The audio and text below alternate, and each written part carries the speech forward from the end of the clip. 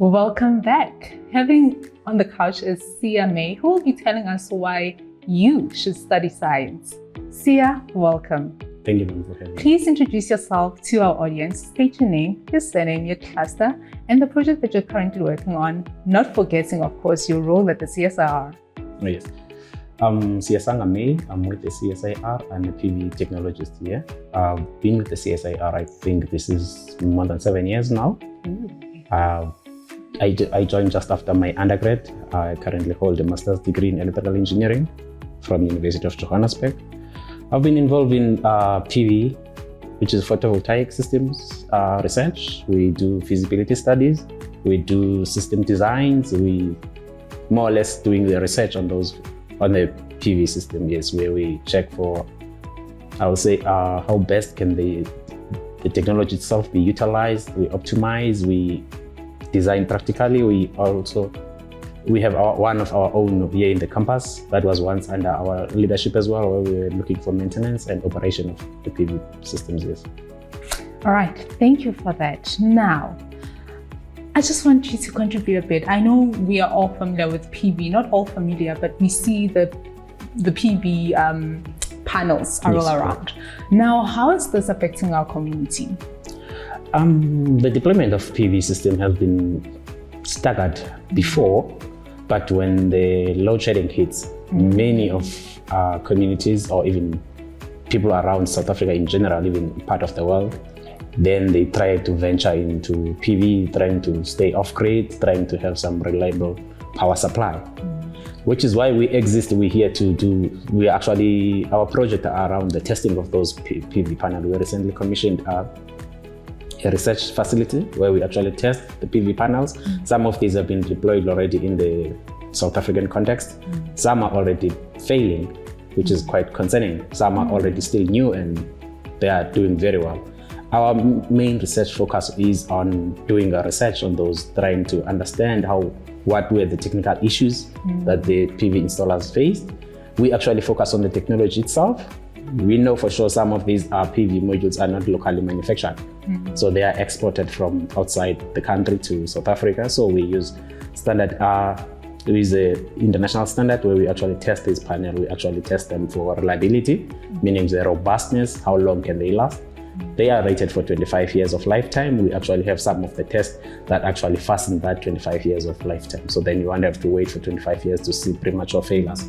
We're actually here to uncover those. So then we can assist PV installers to make warranty claims to PV module manufacturers. So we're actually here to bridge the gap. All right, thank you for that. And I'm assuming this is an ongoing process, right? It is. So what have been some of the highlights of the project? Some of the highlights will be, we actually, I'll say during my master's, I used the very same PV technologies that we have here at home, where I was doing my research study on them. One of my highlights was actually to share some of the research findings. So I was actually using machine learning, meaning which now we have AI that is predominantly posting up on the internet, and everyone is actually interested in how can we automate some of the things. So we actually use the data sets that we collected from our outdoor test facility, where we have this PV deployed earlier 2017. So then from those records, we develop machine learning where we can actually do prediction. With those predictions, then we can sell the same service to people who are doing PV installation and monitoring. You can actually have a we've got these machine learning models that actually learns the hidden pattern on the data that can tell you earlier on maintenance issues. You wouldn't really wait to seize those, so you'll have a greater insight and you'll just be step ahead with the implementation of those. So I think that was one of my highlights. Some of other highlights will be when we see these projects that we're involved in are actually kicking, where we actually help. There's a recent project that we're involved in where we develop a PV system designed for a local clinic. Those guys are actually have been hit hard by load shedding during the time. So they actually venture on having their own renewable energy source within the clinic facility, where they can even reduce their own energy footprint and reduce their own energy bill. So that kind of fascinates me when we actually bridge the gap. We take the technology to the people, and the people actually benefit from these technologies. Thank you. Sia, these are some of the great works that your project is doing, and I'm really impressed, I must say. Hope you are too impressed. Now, Sia, everything has a good side and bad side to it. Now, what have been some of the lowlights that the project has experienced?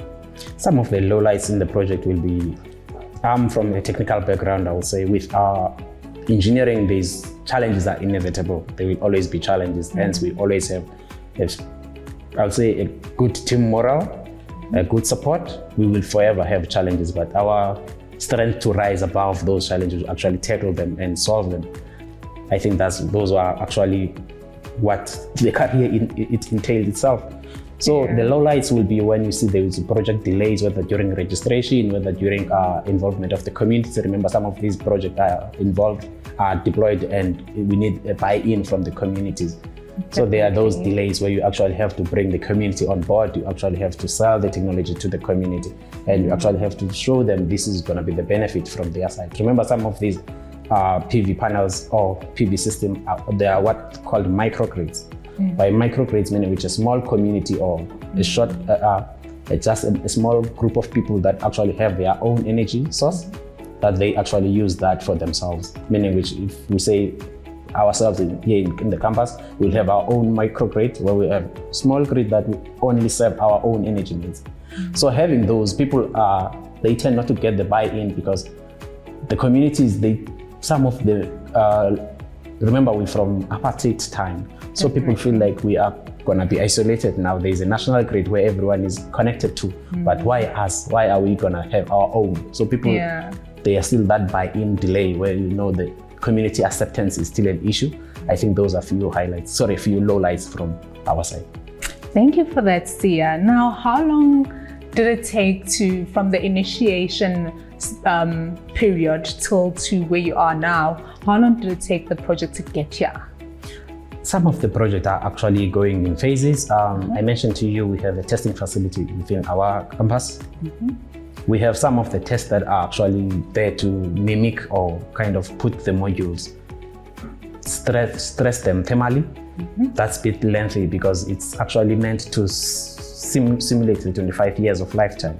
But with our thermal chambers, we are able to do that within 42 days, meaning 1,000 hours.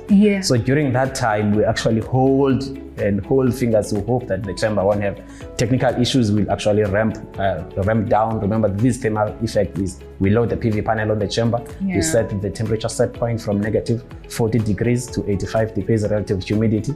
So it's more like you lock somebody on a fridge few hours and you take him to a stove for baking. So we run those thermal cycling going up and down. So that actually that's one of the lengthy test sequence that we have, which is 1,000 hours. That's equivalent to 42 days. So for that time, that's actually when we actually do some of other parallel work. Remember, not every project that we have received will always go through the chambers. We are able to run some of other series tests whilst we wait for those to complete. All right, thank you for that, Sia.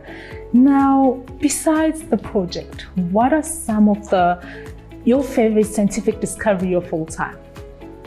Wow, that one. I would say my favorite scientific discovery is the photovoltaic effect itself, meaning which we have a technology that when it's exposed to the sun, it's actually able to generate energy. I think that's the motherboard because some of all these new innovations are coming from that one. So having that as a breakthrough earlier have enabled us to have now technologies that are more fascinating in terms of energy. They are able to capture more energy. They are able to be deployed relatively everywhere and they're freely and easy to use. I think those are my best discovery of all times. Thank you, Sia. Now tell us, why should our viewers, the learners, now take up STEMI careers and take up STEMI subjects in school? We need those people to be in science and technology. That's a nice one. STEMI is your science, is technology, is mathematics, and innovation. Those alone are kind of people that are driving the world at the moment. There are issues of energy access, there are issues of climate change. So if you are still impressed by those, you want to make meaningful contribution or impact to the world, and plus the renewable energy still evolving other than other careers that have been already developed and stuff. So if you want to be on the forefront to rise with the technology, and challenges will be there, but you have to learn from the challenges. You keep experimenting. That's what scientists or engineers do.